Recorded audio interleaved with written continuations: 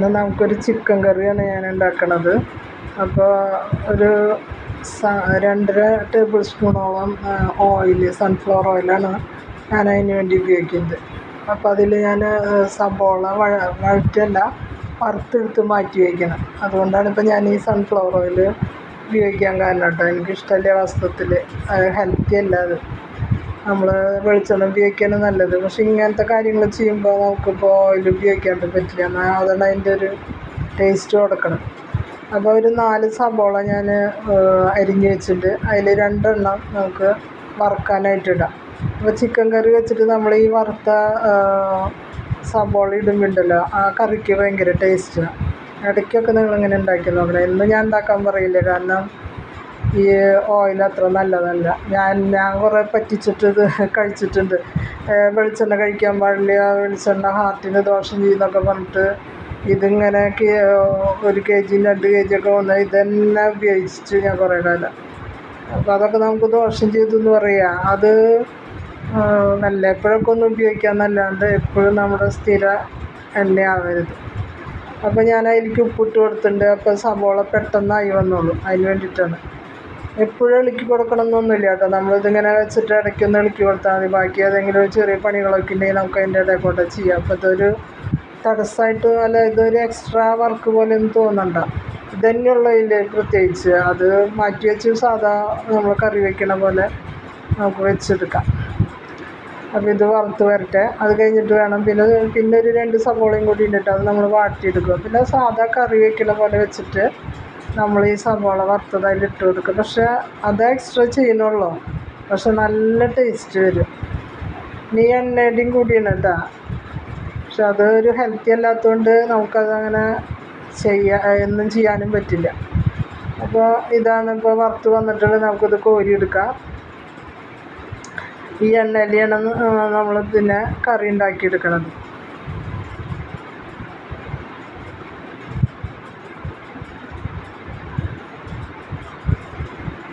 പിന്നെ ഈ 2 സബോളയും കൂടി ഉണ്ട്, അതും കൂടി അത് ഇട്ട് കൊടുക്കുക. എന്നിട്ട് അത് വഴന്ന് വരണ വരെ നമ്മൾ ഇളക്കി കൊടുക്കാം. അത് വഴന്ന് വന്നാൽ മതി, മൊരിയൊന്നും വേണ്ട.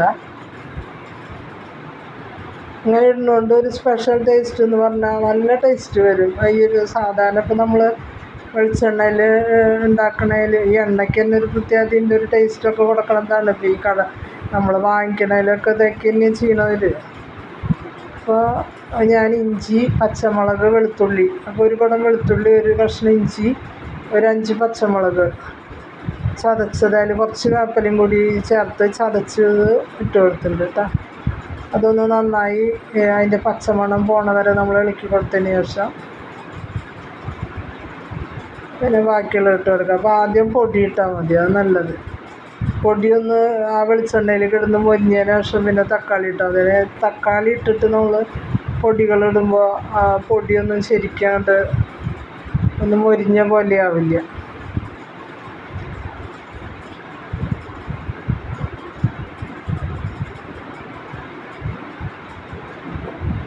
അപ്പോൾ ഇതിൽ ഞാൻ 1 ടേബിൾ സ്പൂൺ കാശ്മീരി മുളക് പൊടി, ഒരു സ്പൂണോളം മല്ലിപ്പൊടി, 1 സ്പൂണ് കുരുമുളക് പൊടി, പിന്നെ മഞ്ഞൾപ്പൊടി, മസാല ഞാനിവിടെ പൊടിച്ചത് ഞാൻ കാണിച്ചിട്ടുണ്ട്. ആ മസാലയാണ് ഞാൻ ഇട്ട് കൊടുത്തത്.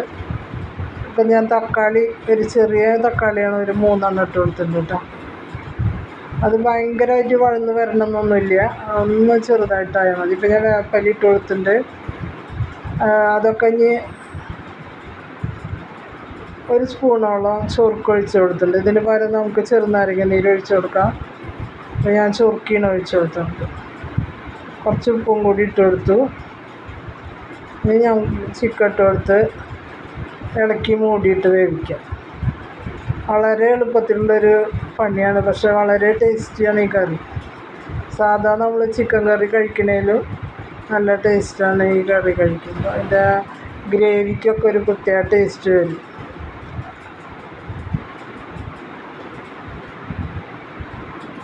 സ്വല്പം നെയ്യും കൂടിയൊക്കെ ചേർത്ത് ഒന്നും കൂടി ടേസ്റ്റ് കേട്ടോ. ഈ സൺഫ്ലവർ ഓയിൽ ഒഴിച്ചതിന് ഒപ്പം തന്നെ 1 സ്പൂണ് നമ്മുടെ നെയ്യും കൂടി ചേർക്കാം. ഇപ്പോൾ ഞാൻ അതിൽ വേപ്പില ഇട്ട് കൊടുത്തു. കുറച്ച് പുതിന മല്ലിയിലേക്ക് ഇട്ട് കൊടുത്തിട്ടുണ്ട് കേട്ടോ. ഒക്കെ കൂടി അതിൽ കിടന്നിട്ടായി വരുമ്പോൾ ഒരു നല്ല മണം വരും. ഇനി ഇളക്കി കൊടുത്തതിന് ശേഷം വെള്ളമൊന്നും ഒഴിക്കാതെ മൂടിയിട്ട് വേവിക്കാം.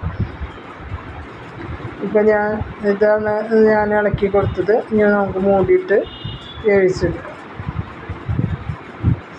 ഒരു മീഡിയത്തിലിട്ട് വേവിച്ചെടുക്കാം.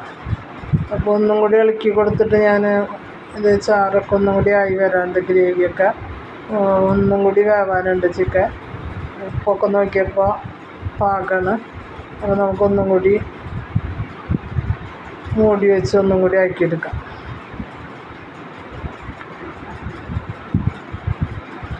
ഇപ്പോൾ കറി ആയി വന്നിട്ടുണ്ട്. ഇതിലേക്ക് നമുക്ക് ഇനി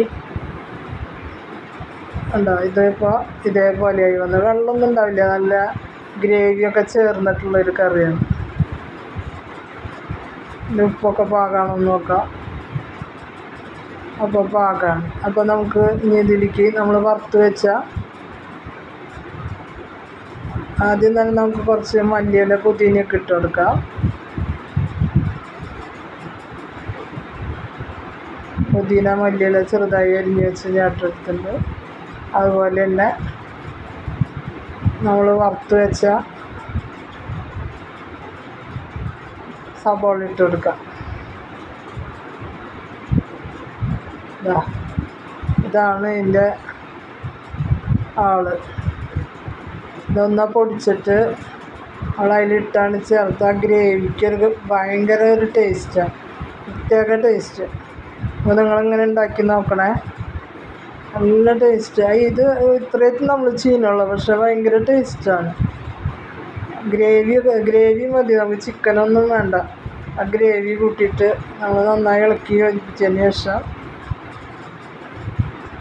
ആ ഗ്രേവി കഴിക്കുക. അതിൽ ചെറുതായിട്ടൊരു ഗ്രേവി ഉണ്ട് കേട്ടോ, അപ്പോൾ കാണാണ്ടാണ് വേണ്ട, അതാണ് കറി. അപ്പോൾ നിങ്ങളിങ്ങനെ ഉണ്ടാക്കി നോക്കുക. നിങ്ങൾക്ക് ഇഷ്ടപ്പെട്ടാൽ ലൈക്ക് ചെയ്യുക, ഷെയർ ചെയ്യുക, സബ്സ്ക്രൈബ് ചെയ്യുക. അപ്പോൾ വീണ്ടും വേറൊരു വീഡിയോ ആയിട്ട് കാണാം. Bye, see U.